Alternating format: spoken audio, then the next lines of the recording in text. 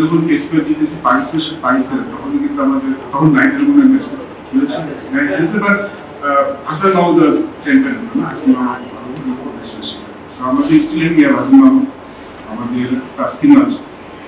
দেখুন যদি ওয়ার্ল্ড ক্রিকেটে যদি দেখেন, আপনি যদি পুরো ওয়ার্ল্ড ক্রিকেট বোলারদের দিকে তাকিয়ে দেখেন, নাহিদের সাথে সবার দিকে দেখে আছে প্রবলেম নাহিদের মিচেল স্টার্ক যারা সবসময় হাই পেস বল করে থাকে, extraordinary bowler, not only us, I think world cricket is exciting bowler. তাকে মিস করা ডেফিনেটলি যে আমাদের জন্য তো খুব ডেফিনেটলি অনেক ডিফিকাল্ট, আমাদের ওয়ার্ল্ড ক্রিকেটের জন্য তো সবাই আশা করে নাহিদের বোলিং করতে হবে, বাট এটা আমাদের মানতে হবে নাহিদের সব ম্যাচ খেলতে পারবে।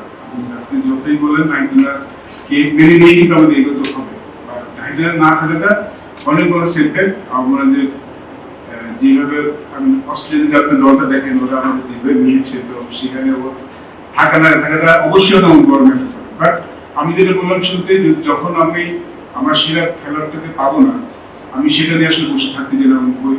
আমরা যখন সিরিজ দেবো, আমার হাতে যেটা আছে আমি মনে করি আমরা এটাই বেস্ট, এটা নিয়ে আমাদের চেষ্টা করতে পারি।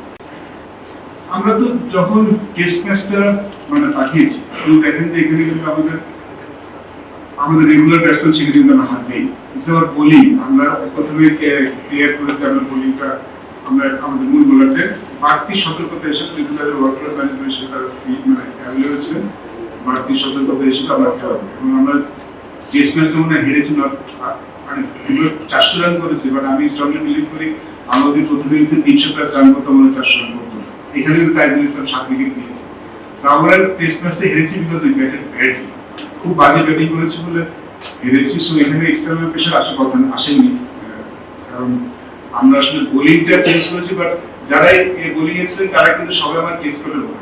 মেবাজার খালেদ তো আমাদের টেস্ট স্পেশালিস্ট, তো বাইরে কেউ হাসান মাহমুদ তো টেস্ট রেগুলার প্লেয়ার। তো সেখানে আমাদের বোলিং কিন্তু এমন না যে আমরা নতুন ভাবে ট্রাই করেছি, আমাদের পরীক্ষিত বোলাররা খেলেছেন, বাট ইটস নট অ্যাবাউট সোয়ান হলো এয়ার ফ্লো মশারি, মশা রোধে 100তে 100। সোয়ান গ্রুপের একটি পণ্য।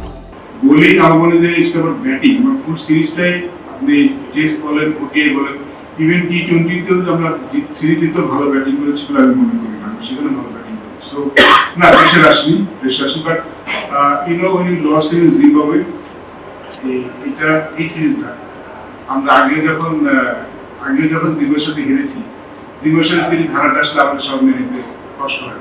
কিছুটা কথা যে শুনতে হয়নি তা না, ডেফিনেটলি we have answerable আমাদের সবাই যে কথা শুনতে হবে। জিম্বাবুয়ের সাথে হারাটা আসলে সামথিং আমাদের একসেপ্ট করাটা ডিফিকাল্ট। আমরা মনে করি যে so we did not play well, আমরা খারাপ খেলেছি, বাট ওই যেটা বলেন যে হ্যাঁ হেরেছি বলে আমাদের ওইটা আসেনি, বাট কথা তো শুনতে হচ্ছে। আমি ডেফিনেটলি আমরা যখন আমাদের টেস্ট ম্যাচ হারবো জিম্বাবুয়ের সাথে ইনিংসে, তখন আপনি তো কিছু কথা আপনি শুনতে হবে।